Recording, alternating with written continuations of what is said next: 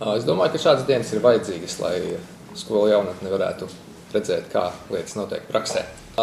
Tāds arī bija mans mērķis. Es labprāt nodotu savas zināšanas, kas man ir strādājot šajā uzņēmumā. Es domāju, ka uzņēmējiem noteikti vajadzētu aktīvi piedalīties šajā pasākumā, jo sasaucoties jau ar iepriekš teikto, manuprāt, tā ir lieliska iespēja savā vidē parādīt to, kā uzņēmums strādā.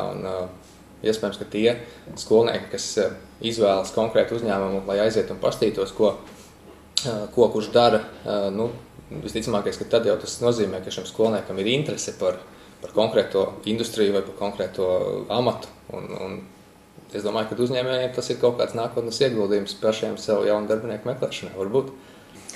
Es gribēju uzzināt, kāda ir darba vide Tele2 uzņēmumā. No rīta bija saruna ar personāla daļas vadītāju.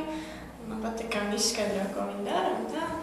Man patīk tā vide Tele2 vide, tāpēc, ka es esmu bijusi arī citās uzņēmumos, tā kā pastīties, kā strādāt.